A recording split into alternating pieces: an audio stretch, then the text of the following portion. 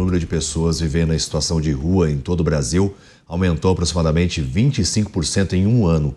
Em dezembro de 2023, havia pouco mais de 261 pessoas nessa condição, 261 mil, né? E no final de 2024, esse número chegou a quase 328 mil. A informação foi divulgada pelo Observatório Brasileiro de Políticas Públicas com a População em Situação de Rua da Universidade Federal de Minas Gerais. Os índices revelados agora são 14 vezes superior ao registrado há 11 anos, quando havia cerca de 23 mil pessoas vivendo nas ruas do país. O estudo apontou ainda que 7 em cada 10 pessoas que vivem nessa condição não terminaram o ensino médio, enquanto 11% são analfabetas, na verdade, não foram alfabetizadas, dificultando assim o acesso às oportunidades de trabalho. Realmente a gente vê uma quantidade expressiva de pessoas vivendo nas ruas, Durso. É muito triste, né? Ver um índice crescendo de gente que, infelizmente, não tem opção, não tem onde morar, não tem o que comer.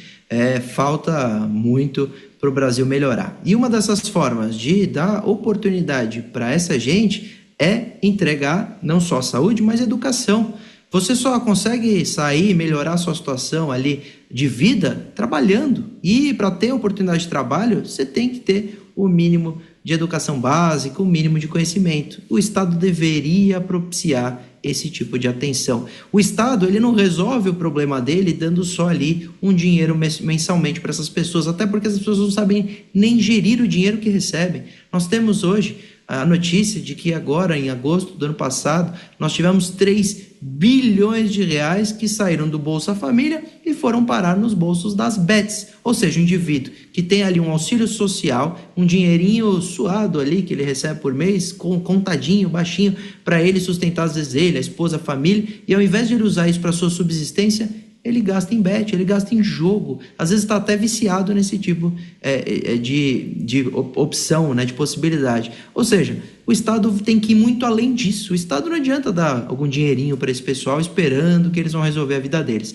A forma de você dar o mínimo de condição e dignidade para essas pessoas é você conceder uma moradia, conceder a saúde e educação, porque aí com educação as pessoas conseguem se viabilizar no mercado de trabalho e mudar a vida, sair dessa condição que nenhum ser humano na Terra deveria passar por isso.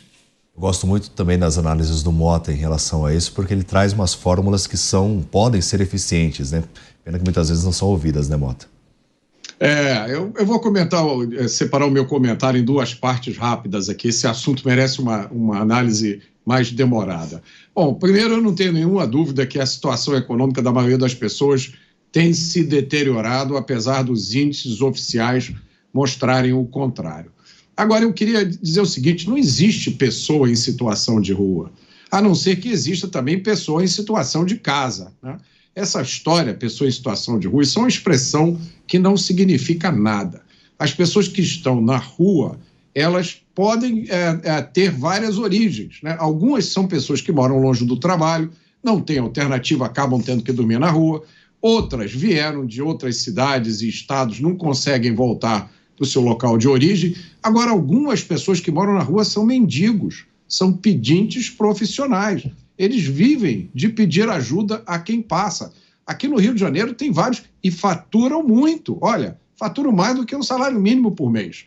Também, nas ruas, você vai encontrar dependentes químicos, pessoas que usam drogas ou que têm problemas com álcool.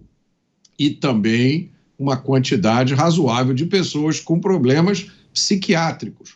Não é correto, nem lógico, você agrupar essas pessoas todas, né, num grupo só e dizer que são pessoas em situação de rua. Cada uma delas tem uma situação diferente. Esqueci de mencionar, nesse grupo também tem criminosos, pessoas que estão ali sentados esperando uma oportunidade para assaltar, para estuprar. Então, cada uma dessas pessoas que está na rua tem uma situação diferente. Para cada uma delas é preciso uma abordagem diferente. Algumas precisam de oportunidade, outras de tratamento médico, outras precisam simplesmente que diga-se a elas: levantem-se daí e procurem um trabalho, rapaz.